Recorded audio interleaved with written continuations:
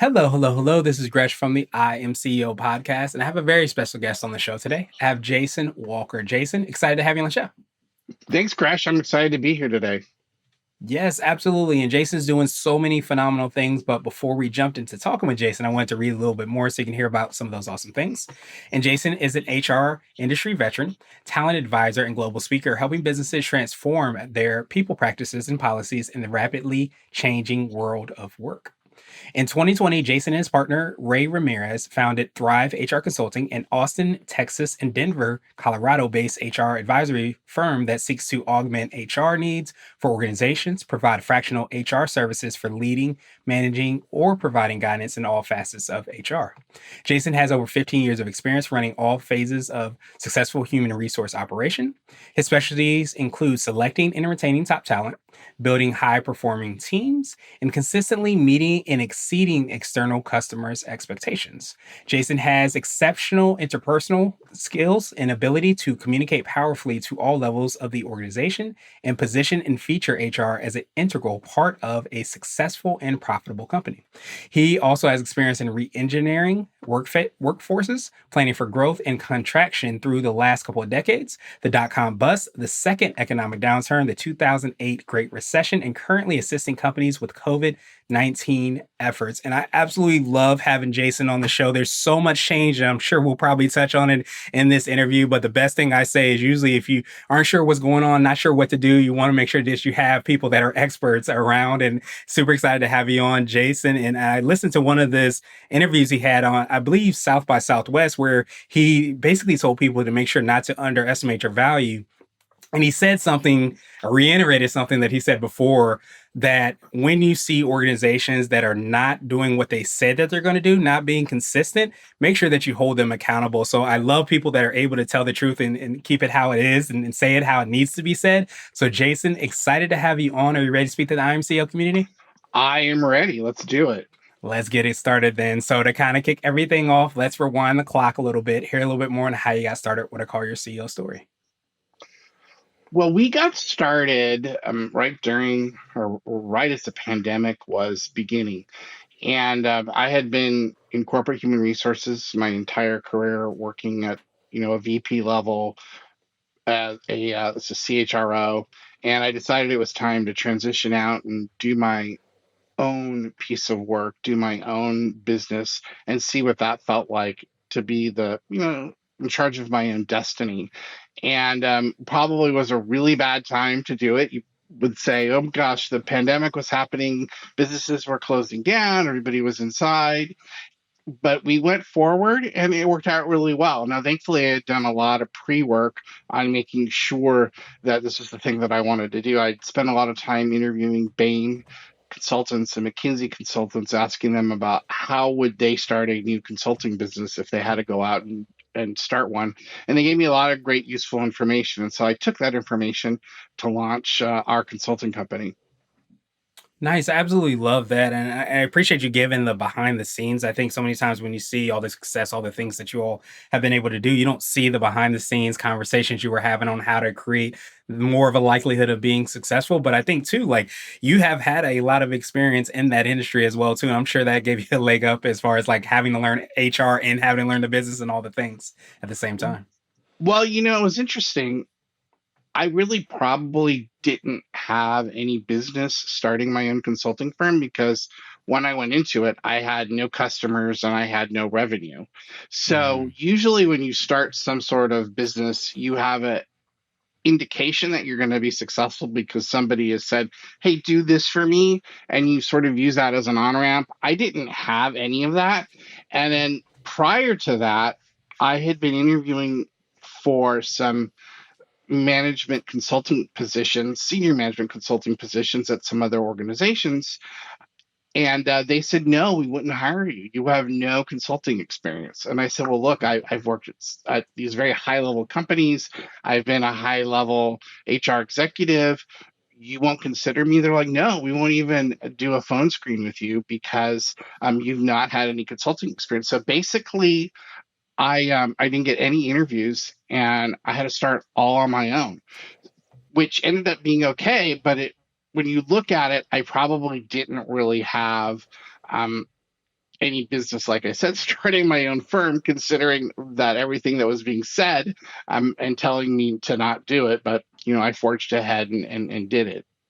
Yeah, I appreciate you doing that, and I think that there's been many people, and myself included, where sometimes there's just opportunities that don't exist, and sometimes you have to, make a way out of no way, so to speak.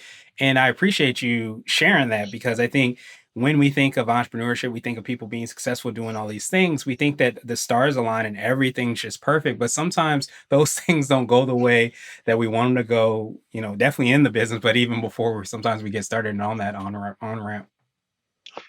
People are, for the most part, when you try to do something, and they're most part they're negative.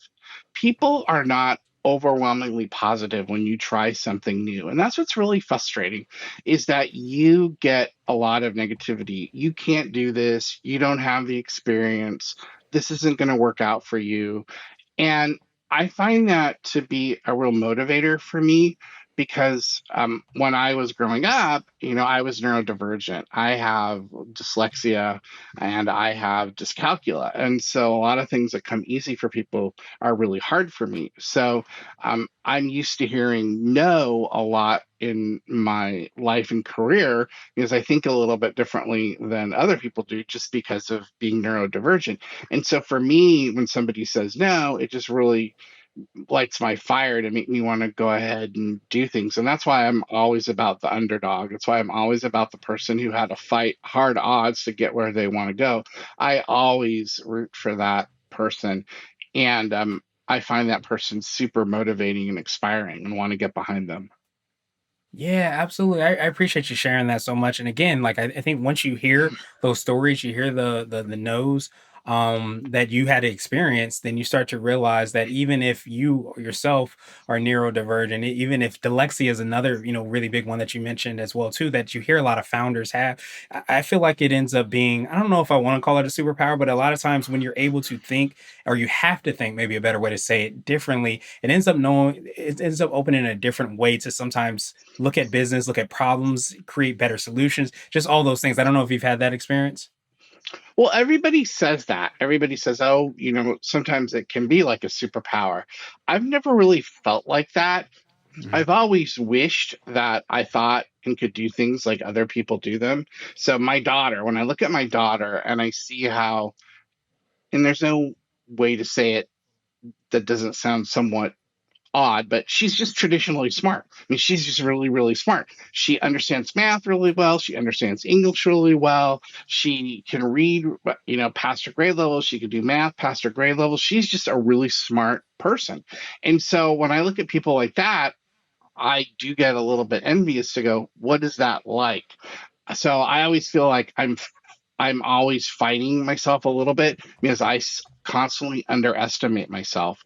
And I always wish that I could be, like my daughter. But people are always saying that, Gresham, which I really appreciate. That that's a helpful trait to have when you're dyslexic, because you do think differently. And so I've tried to get more into the mode that it's a good thing as opposed to a bad thing. Yeah, I appreciate you that being so candid about that, and just how the realness of like what that feels like, and what that maybe the envy that could come from wanting to have those things, or wanting to not have the dyslexia or whatever those things might be. Because I almost think that the word that really kind of resonated with me when you said that is that fight. And I've heard and read a lot around people that go through challenges in their life, and of course, you don't necessarily want the challenges. I think you understand that there's benefits to challenges, but you don't necessarily want the challenges. But the Exactly. challenges sometimes give you that hardness, that fighting ability, that desire to just want to prove yourself. Sometimes that's the fuel that you need to be able to be successful. And if you didn't have that, then sometimes you wouldn't have the success. So you want it, but you don't want it. But I think I kind of understand exactly what you mean. You're right on the money. That's exactly correct.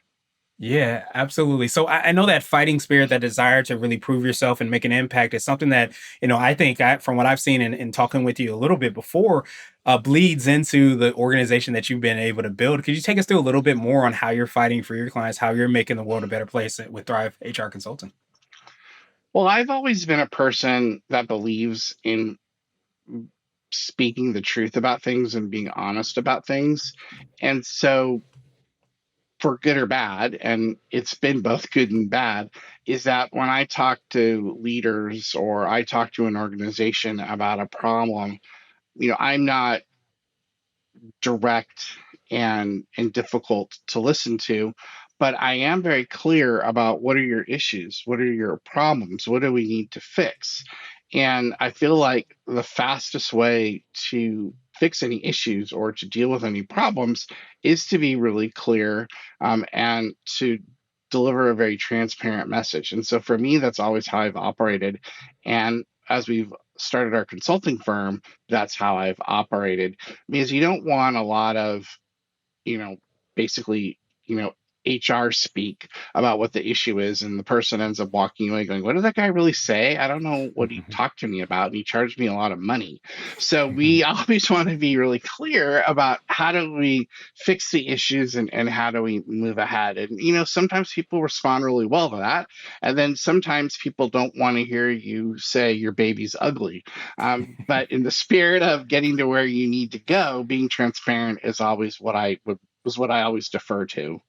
Yeah, I love that. It's so funny you say that. I always usually say that I really want to be around the people that tell me I have food in my teeth while I'm talking, Yeah. and those people that don't tell you that, that's what I don't want to be around, because you want to know exactly what it is, because that's, I think, as well too, how you get to solve the problem, how you get to make that impact and do the things that you ultimately want to do.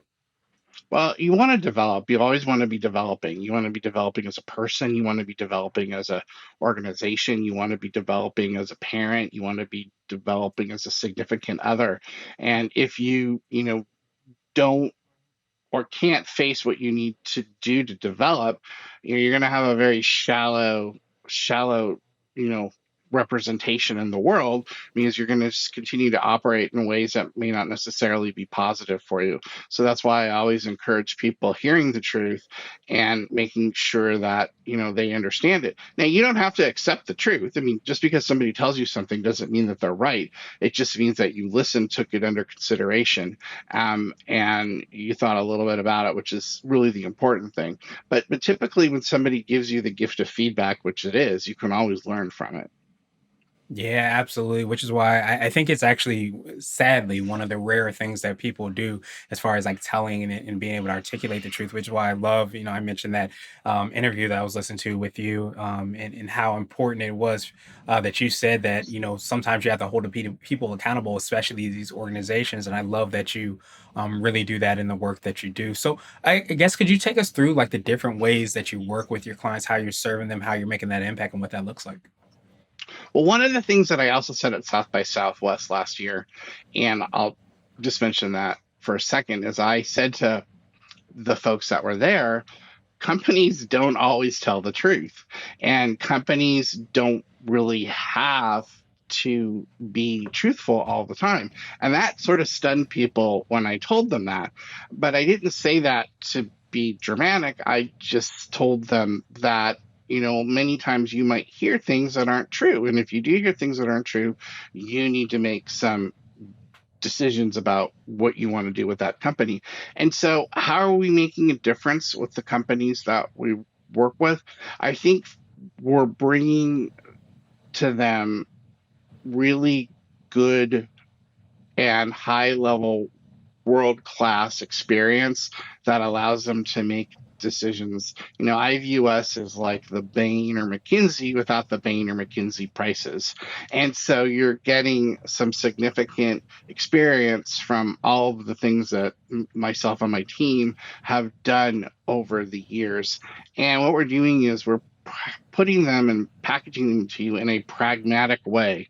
A lot of consulting firms, they spend a lot of time putting together really fancy PowerPoints and presentations, and showing you process flows and telling you what to do, and you get this huge deck and you walk away and you have to implement it. Well, we are also implementers, so we'll tell you what the problem is, we'll provide you a deck, but we will also do the work that will actually fix your problem. And so for us, that's super important, that we can fix your problem. And that's one of the things that keeps our clients coming back to us over and over and over again for repeat business. So we have clients that have used us for 10, 15, 20 different projects because we keep fixing their issue, solving their product problem, and they keep coming back to us. And so for me, that's really important to be both, you know, to being strategically sound and then operationally efficient to be able to solve the company's issues. Yeah, and I imagine that's extremely, impactful, of course, for the clients as well too, which is why they're coming back, project after project. Is it really like any HR issue that someone might be having, or not even necessarily issues, or maybe a practice or an activity or something that they're thinking about that they would call you? Well, when we started, we said, do we really do a total addressable market? Do we just look at a piece of the market and say, hey, we're just going to do that piece and we're going to do it really well? So I used to work with a gentleman named Nick Utton, and he's a very well-known chief marketing officer. In fact, he was the chief marketing officer at E-Trade when they came up with the baby campaign, the Hmm. baby that talked. He Hmm. also came up with a number of very impactful marketing uh, marketing phrases and marketing tools throughout his career. And when I said to him, hey, look, I'm starting out, should I look at a total addressable market? He said, why should you do that? Tackle everything that you can that's out there. So we sort of threw some things out because the basket was going to be too big. But no, we take on pretty much most everything that's out there. So we believe that our experience and with our view of the world, we can do that. Now, maybe at some point we uh, will change that, but what we have found is that the market over the last 3.5 to 4 years has changed so much. I mean, if we just said, hey, we're just doing talent management, and then we had to deal with all the layoffs and the reduction in talent, the reduction in hiring, our business would be off exponentially.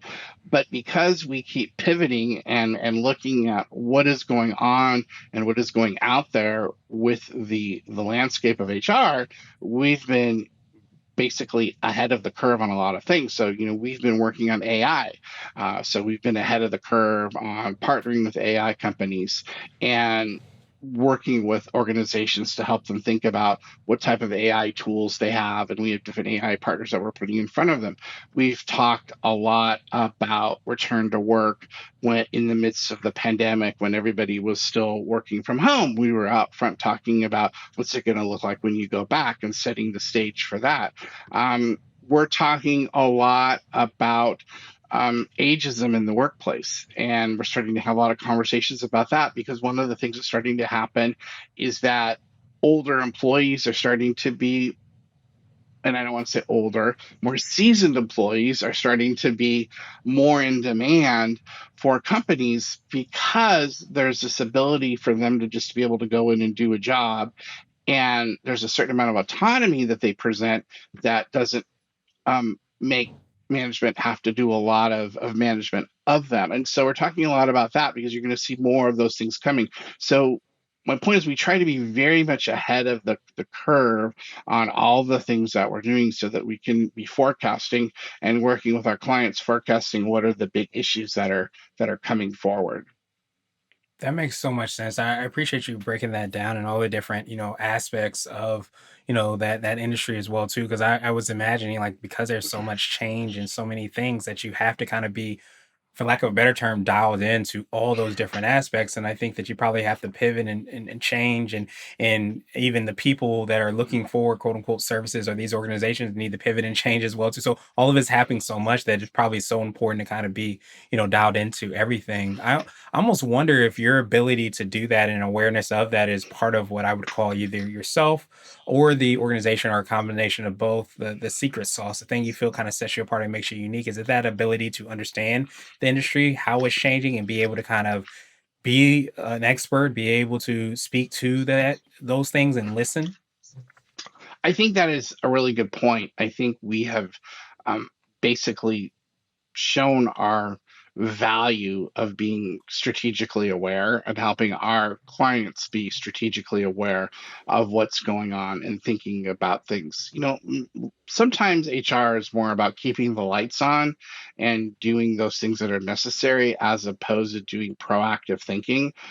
And so we are in a position where we can do some of that proactive thinking in advance for organizations and then help them get there based upon our research and based upon what we're doing. One of the things that we looked at, in the first half of 2023 was crypto. We really felt like crypto had a chance to be a real differentiator for companies that used crypto as potentially a signing bonus or use crypto as part of their pay strategy.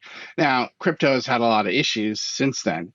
Um, I don't necessarily think that it's taking everything away from crypto that we talked about. I do think that crypto will be an important element in how companies do things going forward. But that's an example of us being, sort of being out leading for change and talking about some things that are going to happen. I still believe that's going to happen. Maybe we were a little bit too out in front on that one, but I think that that's not bad. I think if you're leading the way, and as a company right now, you're leading the way. That's where you want. That's where you want to be. Yeah, I would definitely echo that as well too. I think it ends up being like, of course, there's different things that I imagine that you all are going to be out in front with, but I think it to me speaks to like a culture that you've been able to create and the awareness of being out in front, making sure that you are being able to serve your clients because you are paying attention to those things and being strategically aware, as you said so well, and how impactful that is, of course, for your organization and what you're going to focus on, but also the how that translates into the organizations that you're working with too. Yeah, we believe that that's really important, and one of the things that we see is AI. Is making sure companies are strategically aware about AI because a lot of companies right now are really afraid of AI. A lot of HR departments are really afraid of AI. So what we're trying to do is say, look, if you're not ready to implement AI, that's cool, but you at least need to know about it. You at least need to understand it, and you at least need to understand the capabilities. You can't just bury your head in the sand and expect to be successful. So we're doing a lot helping companies embrace and understand AI. Maybe they're not going to do something with it, but at least they're in a better position on what AI is going to represent to them than they were, before they started to work with us. Yeah, absolutely. And I think that's why that awareness word is so big, strategically aware specifically, because it again provides you the opportunity to at least know what's going on and be able to make a decision, within your organization and ultimately what that looks like. So I wanted to switch gears a little bit and I wanted to ask you for what I call a CEO hack. So this could be like an app, a book, or even a habit that you have, but what's something that makes you more effective and efficient? Makes me more effective and efficient. I've never been a person that likes to spend a lot of time talking about something.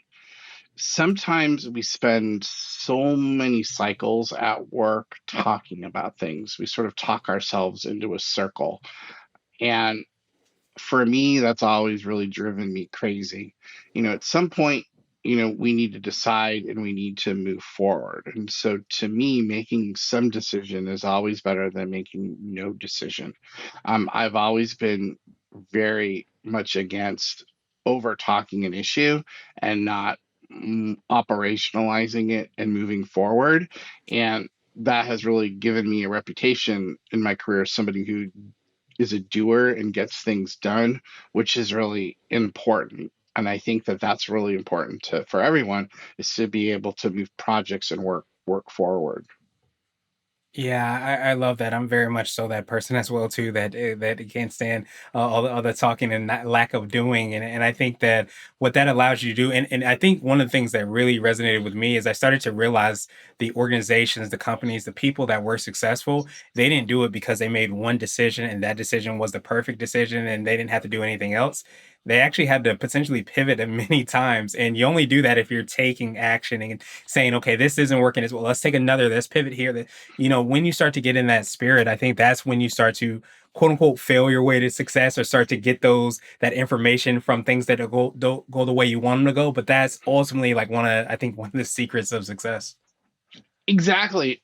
I've had a number of ideas the last 3.5 years. Some of them have been great. Some of them have been really lousy and they haven't worked out. And so the ones that are lousy and haven't worked out, I've been really open and say that was a really bad idea. It didn't work out. Let's crush it and move on.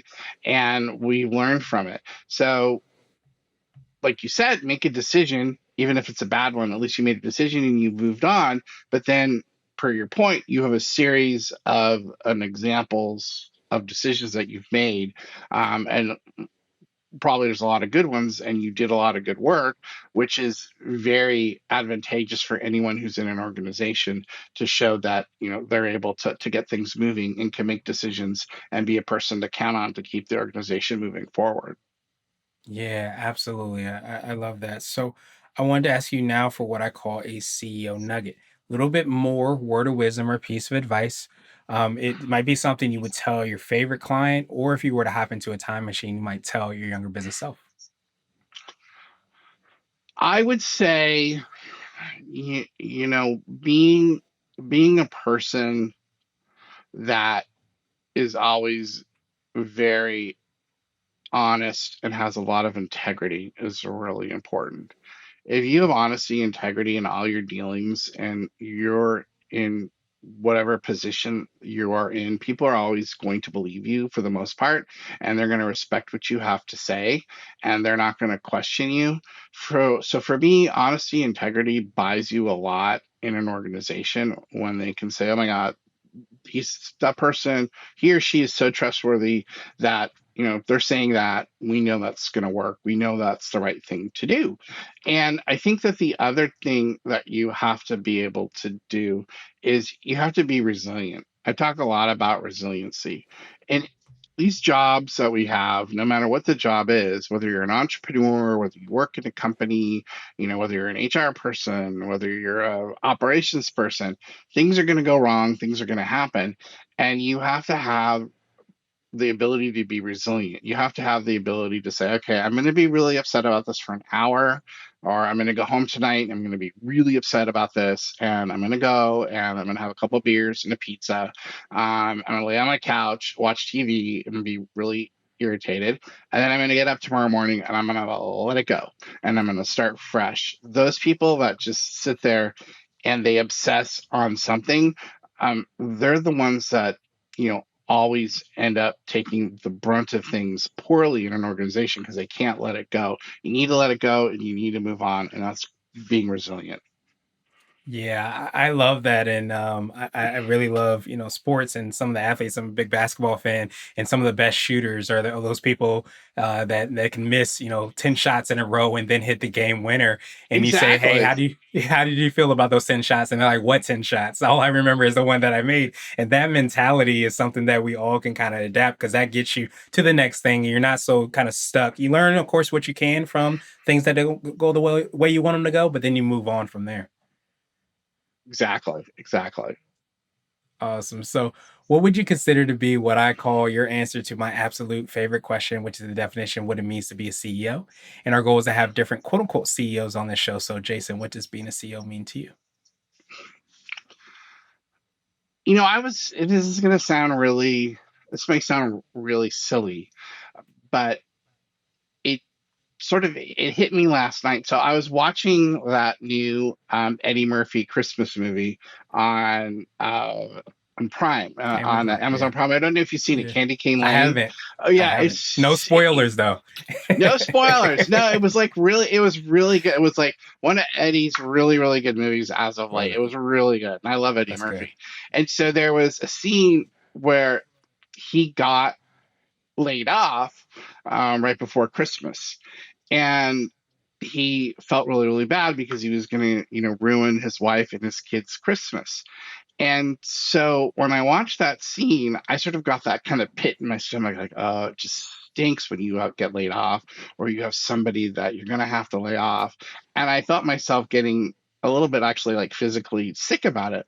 And then I said to myself, I really like the fact that nobody can walk up to me right now or nobody can give me a call and say, you're going to be laid off. You don't have a job tomorrow. Now, granted, I could have a bunch of customers that decide not to work with me. I could have a bunch of things happen like that. But at the end of the day, I can still work really, really hard, and I can get new business, and I can go in a new direction, or I can make things happen. I really like the fact that I have the ability to manage my own situation. And to me, that's what being a CEO is all about. A CEO in your own business is what it's all about. And I like being able to have that autonomy, and that freedom to be creative and to create new business and to create things that'll happen and be responsible for myself. Yeah, I appreciate you sharing that. I haven't seen that movie, but as someone who has been laid off as well too, I still get that pit in my stomach as well. So thank you for the very least preparing me. And I'm sure there's a lot of entrepreneurial people as well too that have experienced that have that same feeling. But I think that's where that's the beauty of sometimes doing your own thing, starting your own business organization, being a CEO, entrepreneur, whatever title we give. I think sometimes we don't have awareness around the power that we have and the decisions that we can make and how it can come to fruition in the business that we do or things that we do.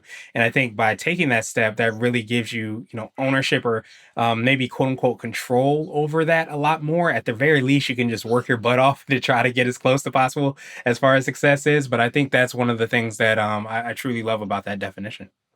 Well, I think that there's so many variables now that are out there that can impact somebody's ability to stay in a job, whether that's a boss that suddenly doesn't like you anymore, whether that's a company that gets purchased out of the blue, whether that's a division getting closed because they're not doing well, or your, or the company goes out of business, or they have a layoff and your position gets cut because they've got to make their numbers. I mean, there's so many things that are beyond your control, that sometimes it feels nice to have some degree of autonomy or some degree of ability to influence your own situation. However, you can still do that when you are in a job, and I have worked at companies, very high level jobs and companies for 10, 12 years, and stayed there and been successful because I always worked really hard. I managed my relationships with people. I was always transparent and open and honest. And so you can have that happen in an organization as well. It just is a little bit of a different feeling. But some of those skills that we talked about earlier in the conversation, if you apply those skills in your job that you have right now, you'll be successful in being able to stay long term. Now, it does require some degree of dexterity to maintain your position and to keep moving forward at a company for significant amount of time. And if you have that, those are great skills to be able to demonstrate if you can do that. Yeah, and I used to have actually my boss on an internship I had, and she always used to say, "Control what you can control." And I think that being and kind of taking on that mentality of being excellent at your job, excellent at your business, whatever position you're in, I feel like excellence, the way that people might take in excellence or use excellence or leverage excellence might change, but I don't think it ever really goes out of style. And if you're really great at the thing that you do, you really get great at your craft. It might be a business, it might be a job within a business, might be consult, it might be anything or any type of way. But I always feel like if you can control like putting in the time and putting in the work and being excellent at your craft, that's always gonna be in style. I think if you're good at what you do, and then you are easy to work with, that those are two really big pieces of advice that I would give people in terms of how you stay successful. People really underestimate how being easy to work with is such an important job criteria. I mean, people sometimes they love to come into a job and say, "I'm going to fix this. I'm going to stand up for everyone else, and I'm going to advocate for this. I'm going to advocate for that. I'm going to do this. I'm going to do that." And there may be situations where that's really important and you need to do that. And I would never dissuade anyone from doing that. However, there are jobs that, what, at the end of the day, you need to focus on what you're doing, be easy to work with, and worry about your own career and your own development, and be able to take that opportunity that you have, and move as fast forward as you can. And so those two things, being excellent in your job and being easy to work with, are super important. Yeah, that makes so much sense. And let me ask you this: you had mentioned a little bit about AI and how impactful that is. I don't know if that also kind of delves into what you were talking about in terms of like being maybe even open to things that are changing and looking at those technologies or things. Of course, we're talking more around AI now, but it's tomorrow might be something else, or the week after that, or I think being able to embrace different things. Do you feel like that's part of what can increase the likelihood of success? Oh, absolutely. Look, if you're in any position right now and you're not understanding how AI can impact your position or impact the team that you're leading, I don't think that you're leading right now. You're basically just getting by. So you have to think about this. Suppose your boss or your divisional VP or your CEO calls you, and they say, "Hey, Gresh, talk to me a little bit about how AI is going to impact, Blue 16 Media or CB Nation, or that it's going to impact us. Can you walk me through it? I'd like to understand, what your thoughts are around this." And then you say, "Well, I don't know. Never really studied it. I don't know what's going on. I have no idea." That's not the answer that you want to have. I mean, you want to have some degree of response for what's going on with AI. Hey, look, I think it's going to impact us in these ways. I think that potentially the jobs that, I'm managing in this team, they're probably 5 to 10 years away from being impacted with AI.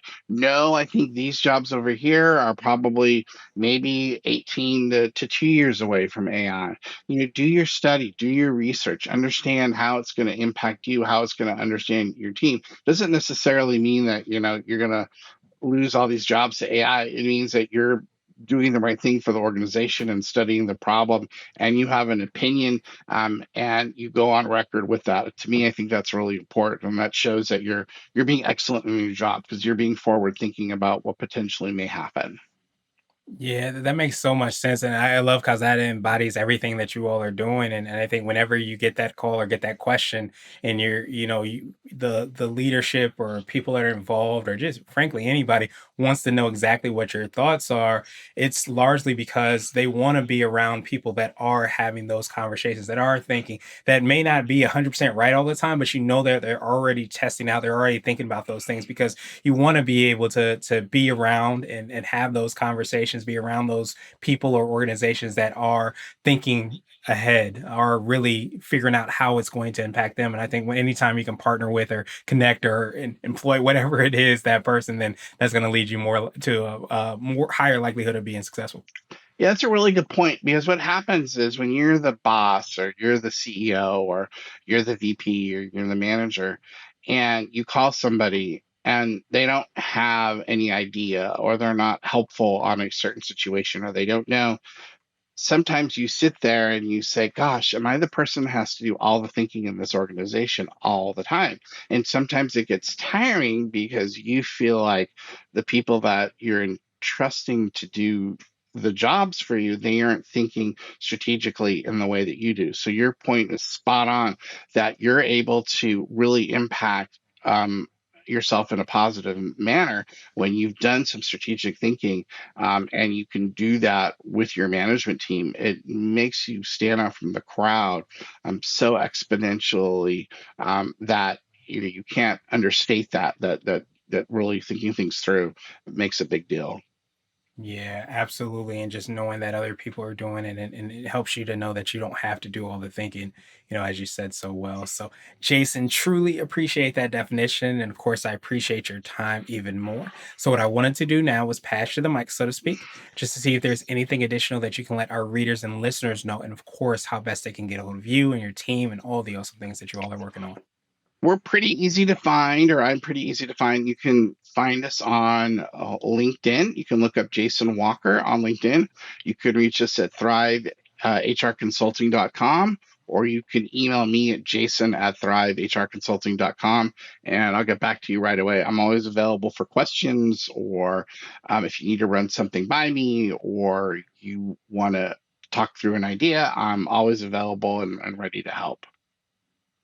Absolutely. And of course, to make that even easier, we're going to have the links and information in the show notes as well, too, so that everybody can follow up with you. But Jason, truly appreciate you for taking some time out, sharing some of your genius, your expertise, your knowledge with us today. And I really appreciate the forward thinkingness that I think sometimes we forget as employees, as entrepreneurs, as business owners. But I love that you kind of have that baked within all the things that you were doing, and how important that is for us to be forward thinking within our organization. So thank you so much, my friend, and I hope you have a phenomenal rest of the day. Thanks, Gresh. Thank you so much. Thanks, everyone.